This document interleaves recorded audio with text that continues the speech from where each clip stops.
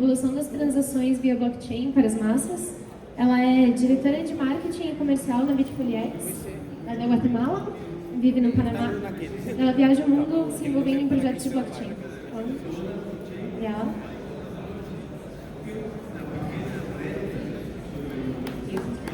O mesmo esquema, se alguém precisar de tradução simultânea, os fones estão aqui atrás. Okay? Hi everyone, thank you so much for having me. My name, as you guys heard, is Mariela, and I'm the Marketing and Commercial Director for Bitfoliates. And today I'm gonna talk about the evolution of transactions with blockchain. So we all know that blockchain technology has come to revolutionize transactions. This has happened because blockchain is more efficient in every single way. It makes transactions faster, more secure, and more efficient.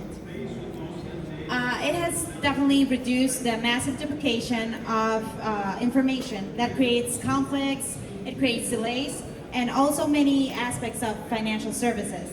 Now, what has happened? For example, what happened to me last month? I was paying my mom's phone, and I paid it with my credit card.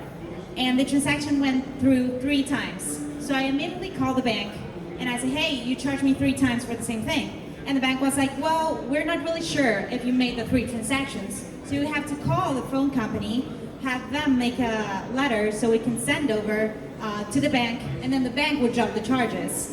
Now, I was very busy that day. My to-do list had about 50 things to do, and I had to call the phone company, be on hold for like an hour, and then get them to send a letter, which took about 3 hours, and then send it to the bank. I mean, money wasn't back until the next day.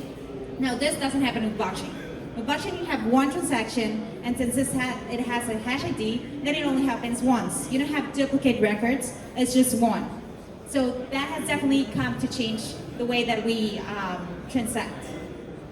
So let's take a little bit a view of the numbers. So in 2017, the capitalization of the market was about $75,000 million, and that's for cryptocurrency. And then for 2018, it was $280,000 million. Now, what this tells us is that people every day are going to adopt blockchain more and more and more.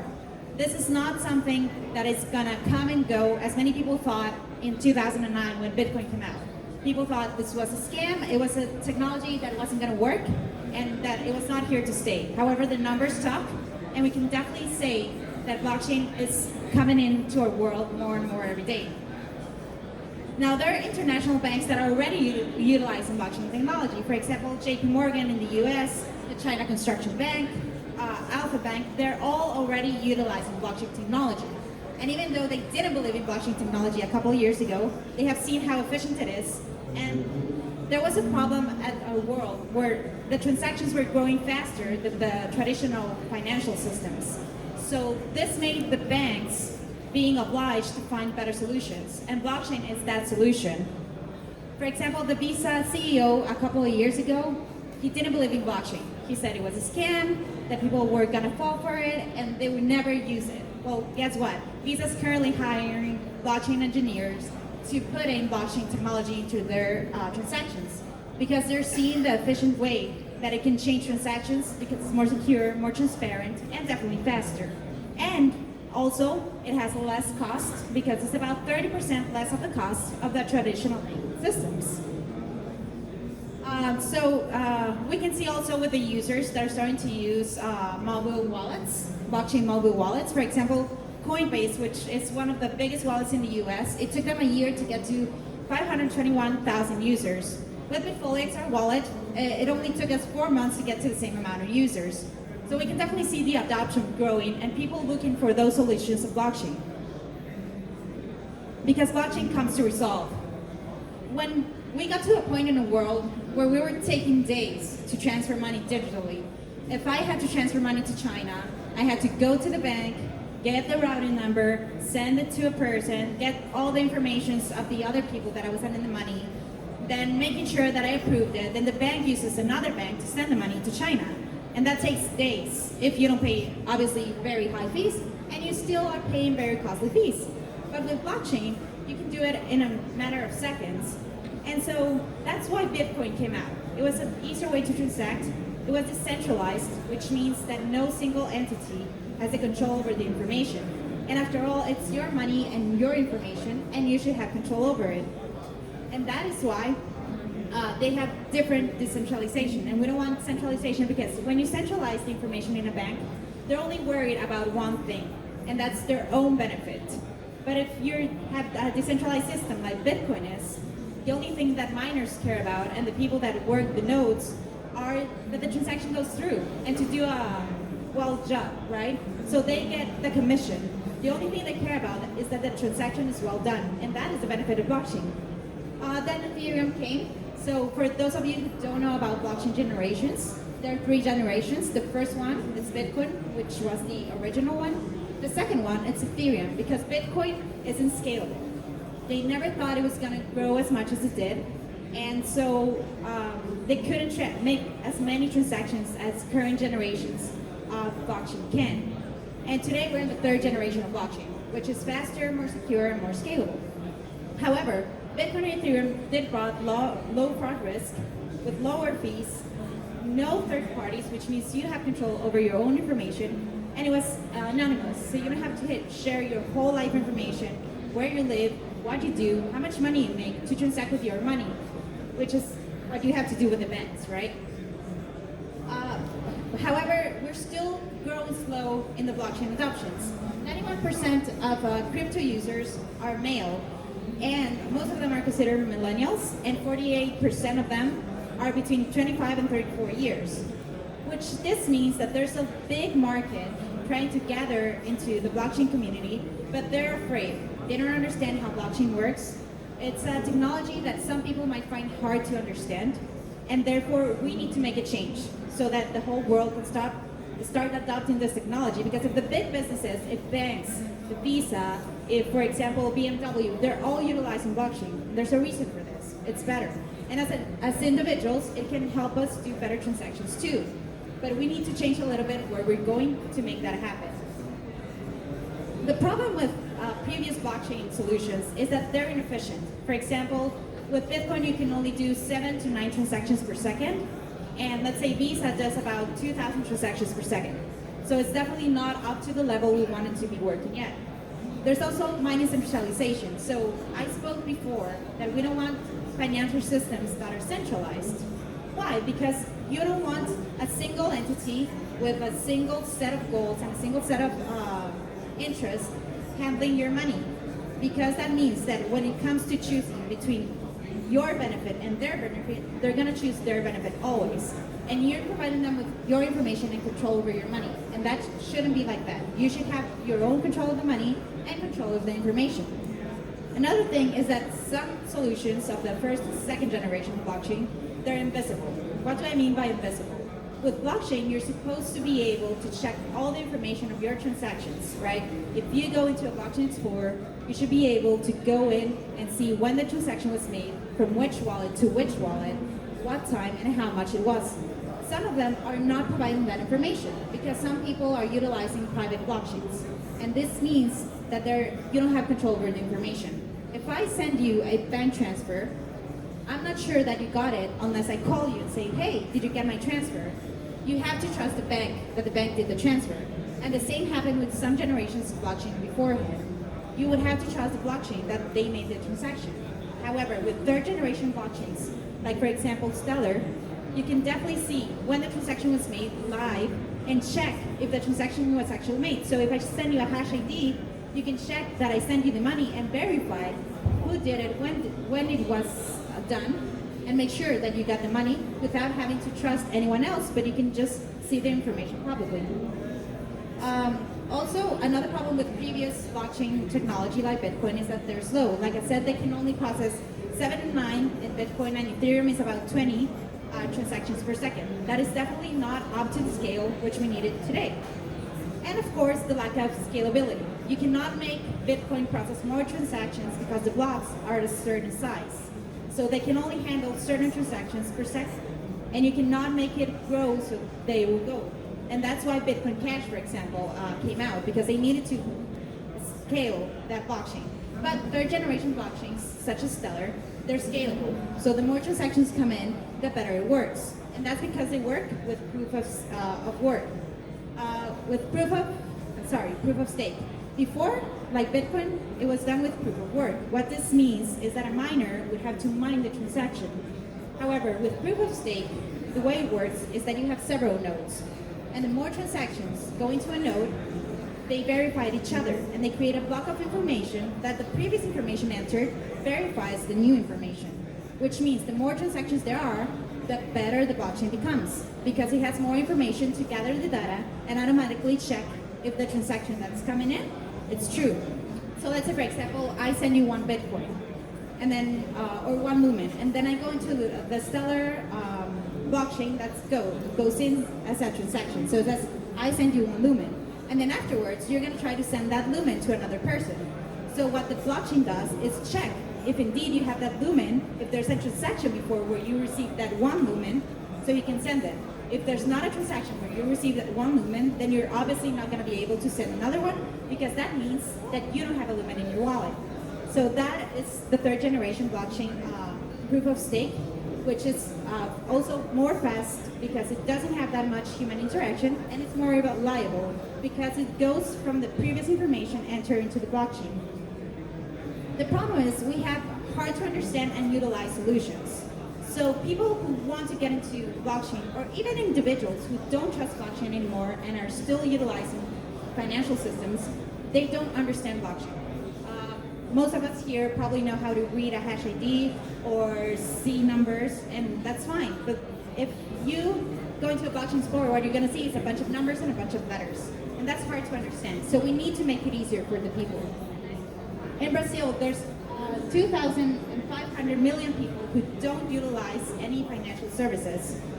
And there's also 38% of adults that don't use banks, and 75% of poor people don't have a bank account. So that means they carry on their cash around, and this is unsafe because they get mugged at any time. And the hard work, hard-earned money that they earn can be taken away from them at any point. And they also don't have a record of what they're spending. There's a psychological study where it says that if you know, you can see your expenditure written down, like for example, a bank statement, you're gonna make better decisions. Because if, for example, I spent $500 today in a pair of shoes, when I get the bank statement and I see, oh, I spent $500 in shoes, I'm probably gonna think twice before I do that again, because I cannot afford a $500 pair of shoes. However, if you pay it with cash, you're just gonna pay it, do it once, and you'll probably forget about it. And then the next month, you're gonna see another pair of shoes that are probably $800, and you're gonna buy them because you didn't have that reminder that you cannot afford those type of shoes. And that is a problem that's going on with the poor people because they're spending in cash. So they don't have accountability of what they're spending and on what they're spending it on. And they also have a lack of trust on the banking system. I even have a lack of trust in my banks. To be honest, if I could use blockchain technology and cryptocurrency to pay everything, I'll be much happier because I can check all my transactions and I've never had a problem transacting with crypto. However, with my bank, I've had many problems where I had my card stolen and probably made transactions with my authorization. There was even a case where a bank worker was starting to take out cents out of my bank account, and I'm very careful about my money. So I noticed that cents were being taken out of my account each month. And when I confronted the bank, it turned out that a bank worker was taking money out of my account. And I noticed, but I don't know how many people didn't notice. So there's a lack of trust in banks too. And there's also the problem with, this mostly happens with people that struggle financially, but they have financial problems, which means they don't have good credit, or they don't have any credit history, and therefore they cannot access the banks because they will not provide a bank account for them or a credit card. So they're forced to use cash, even though digital money is better and more efficient. So that's why we created Bitfoliates, which is an easy to use and understand platform. We saw the need to create a blockchain wallet that wasn't difficult to understand, that you can go straight to the point, and that anyone without any knowledge of blockchain or not very tech-friendly could use. And that's why we're implementing all the tools so that anyone who wants to transact with crypto can do it. And we made very easy to understand content so that people are not confused about blockchain and they can feel like it's easy to use. We also made it more secure because obviously one of the main things that you care about with your money is to make sure that it's not stolen, that it's not hacked, that it's secure. So we made it faster because obviously you want to transact as fast as possible. We also encrypt all of our information, both your information and the information of your transactions. We work with the highest standards of security in the market. We also verify every transaction that you make. So every time you make a transaction, we're going to send you an email so that you verify that the transaction is well done and you don't suffer from any hacks. Also, if somebody hacked into your account because you gave them your email or something, you can still check when they're trying to do a transaction because we'll send you an email before we accept it. And there's also our optimized security platform, which we've been developing over the days to make sure that our system is not hackable. So I already talked about how we got to the users, and people are adopting it every single day. Today, Bitfolix has over 800,000 users. I actually checked this morning. We had over 868,000 users. So people are definitely adopting this new technology, and they're finding it easy to use. And that's what we need to provide people. Easy to use solutions that are easy to understand, that are not that complicated out in the market with everything that's blockchain. It has to be graphs and numbers and making sure it looks all tech. That's not the need anymore. What the world needs is easy to use and understand transactions. We're also gonna have a POS device at the beginning of 2020, which we're gonna implement in various commerces so that the commerces and businesses that want to accept payments in crypto, they'll be able to accept payments with their Bitfolix wallet, and then they will be able to choose whether to receive that money in fiat money directly to their bank account or to keep it in crypto and just transact with crypto. So we're gonna be putting up these POS devices in the whole world. We're gonna start in Mexico, and then we're gonna move out all the way in Latin America, including Brazil, and then Southern America, and then we're also gonna do it in China. And we also created Transacoes because we needed something that was easy, fast, but it was aimed for a more enterprise market. So we have the individuals, which can use Bitfolix for their everyday transactions, but there's also a need for businesses to switch their information to blockchain technology, because normally businesses keep their information in SQL databases. Now, the problem with SQL tables is that it works as an Excel sheet. You put in information, but you can go back and change one single cell, and that change will affect the whole table. With blockchain, that doesn't happen because the information is unmodifiable. So if you put in, for example, George has a computer, and then you put in another one that says, for example, George broke the computer, nobody can go in and erase that information where it says that George broke the computer. If you made a mistake and George did not break the computer, but it was Margaret, then you will just put in, never mind, it was not George, it was Margaret. And all that information is kept on record. And not only that, but businesses can also share inventory information with their public. So for example, there's a supermarket in Spain where you can go and scan your chicken. And with the use of blockchain technology, you can know where that chicken was born, what type of food it was fed, how it was transported, when it got to the supermarket, and if it's still fresh. So as a consumer, I love that because I can go and make sure that the chicken doesn't have, for example, doesn't come from antibiotics, or it doesn't have salmonella, or it's fresh, it has been only a day in the supermarket, it hasn't been 10 days. So it's more transparent information. But many businesses want to change to blockchain, but don't have the resources, the IT equipment, or the knowledge to move. And that is why we created Transacoes. We're going to be the middleman between businesses that want to be in blockchain and blockchain. We're going to make it easy for them to use. So we're going to create a platform where they can input all their data, and we're going to put it in the blockchain and just show it to them in a way that's easy for them to understand and use.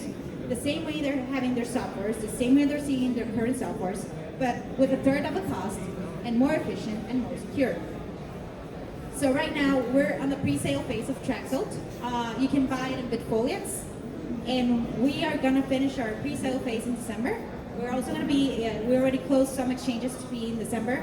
One of them is COINBASE, the other one is going to be in Bitfolix, and we're working on many others in the world to transact. And we're already having over 860,000 holding accounts of Transacoes, which you can check on the Stellar blockchain information. They're the third party. We work on the Stellar blockchain. However, the Stellar blockchain is a non-profit, so that means it's not centralized. And you can check our information publicly there to make sure that the growth of Transacoes, and how we're working, the amount of users that are working in. And with Transacoes, you can also do up to 1,000 transactions per second. Now, this is way better than Bitcoin, than Ethereum. And you can also make up to 5,000 payments in a single transaction.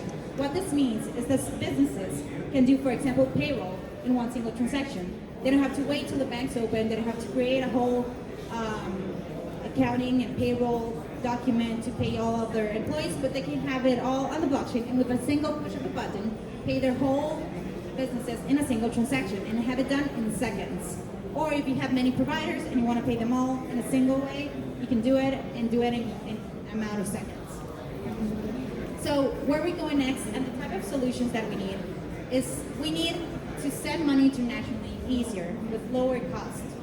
So, for example, with Transacoes and with Bitforex and pretty much with any cryptocurrency, you can send money from here to China with very little cost, not compared to the banks, and you can do it in an amount of seconds. So if I want to send, for example, somebody right now in China $5,000, I'm not going to have those restrictions in the bank where I have to, go and sign, give all the information. I can just go into my app, put in that $5,000, put in the wallet number. I don't need all the information from the other person, and just send it.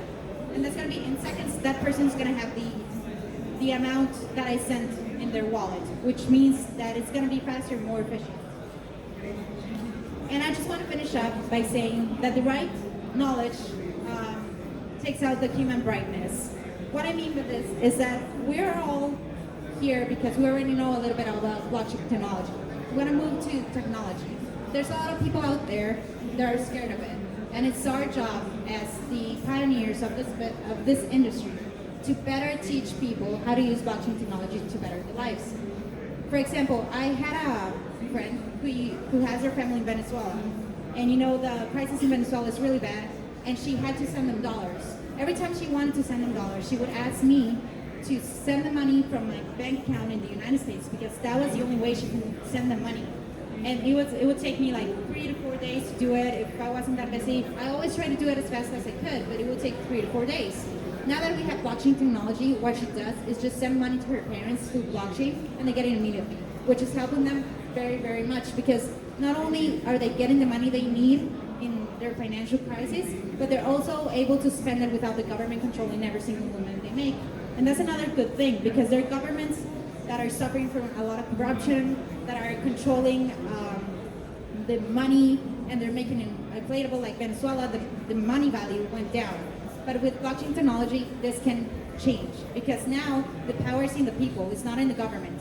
So with cryptocurrency, the people control the price, the market controls the price. It's not controlled by a government who's gonna drop the currency from today or tomorrow because they wanted to print out more currency.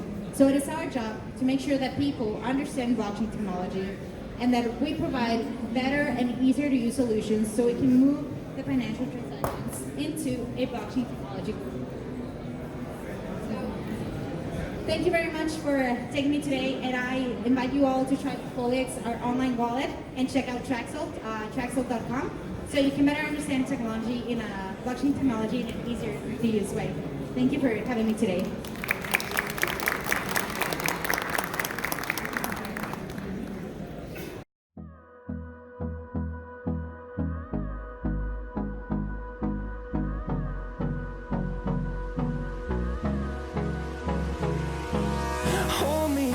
Till I get up, time is barely on our side. I don't wanna waste what's left. The storms we chase are leading us, and love is all we'll ever trust. Yeah, no, I don't wanna waste what's left. And on we'll go through the wastelands, through the highways, till my shadow turns to sun